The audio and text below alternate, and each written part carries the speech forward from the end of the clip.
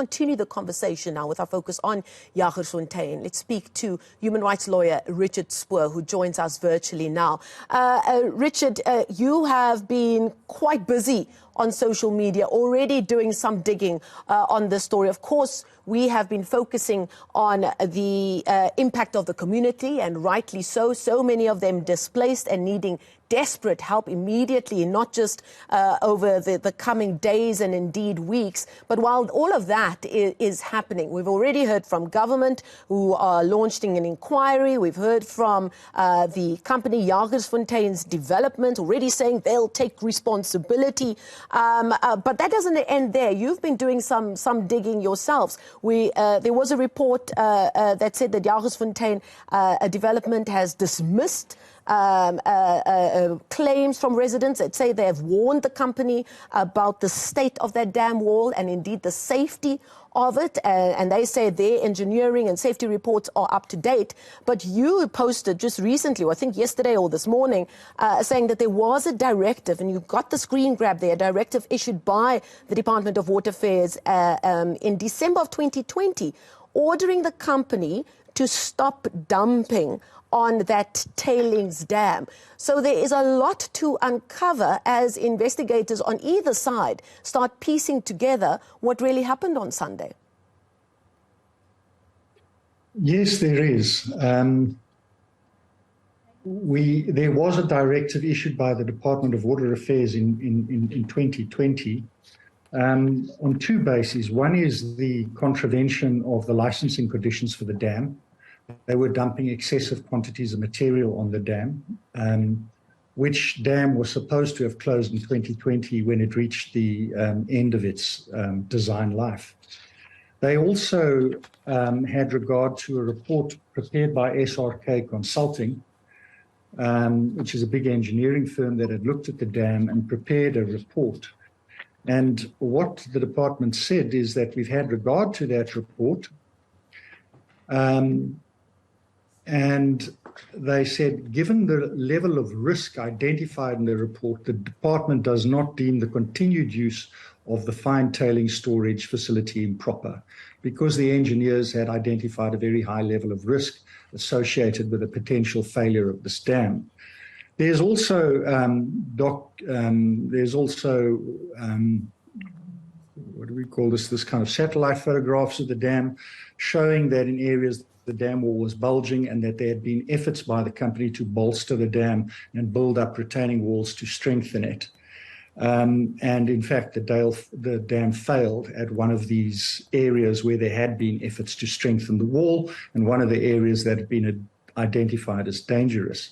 What is surprising, however, that in June 2021, the department reversed its decision and extended permission again to the mine to start using the tailings dump. This came just in time for the mine to conclude an agreement to Star Gems. Now, one of the issues that the company had been using to motivate permission to continue using the dump, was that it was economically, it would be catastrophic if they couldn't use the dump, because the mine would have to close and all the people in Jagersfontein who depend on the mine for their employment would lose their jobs. This is obviously a factor that government must take into account, but the concern is, did the government now allow that consideration to overrule safety considerations when it agreed to reopen this dam? Because clearly, notwithstanding any report that was produced in 2021, the dam wall was not safe. It failed, and that demonstrates that it was unsafe and shouldn't have been put back in use. The legal and compliance officer for Jagersfontein Development has also made a point of saying that they don't want to refer to that space as a mine, but as a processing facility. Why is that important, or is it important? Well, the mine is not a mine for the purposes of the NPRDA, which means really that you don't need a mining right or a prospecting right to carry on activities there to recover the diamonds. But it does remain a mine for the purposes of the Mine Health and Safety Act. And this appears to be another area where the government has slipped. So notwithstanding the fact that it's not a mine in the sense of any licenses required to continue mining, it is a mine, and the DMRE maintains responsibility for the safety of that mine and its operations. It does appear, however, that the DMRE hasn't recognized this fact, and they had abandoned responsibility for health and safety on the mine and left it in the hands of the Department of Labor, who are ill-qualified to look at the safety of mining operations and complex engineering structures like tailings dams, which require a very high level of specialization. So I sense that the DMRE has slipped, but certainly, as the Minister confirmed today, it has jurisdiction over any inquiry. And I fully expect that the DMRE will be responsible for an accident investigation into these events. Now, the government has also announced that scientists will conduct analysis of the soil there. They've announced, as we said earlier, that inquiry, and you said they do have jurisdiction. Of course, the mining organisation will have their own investigation happening as well. I did, however, see a tweet of yours where you said very early after this event took place, touting is unprofessional, but this is a class action lawyer's dream.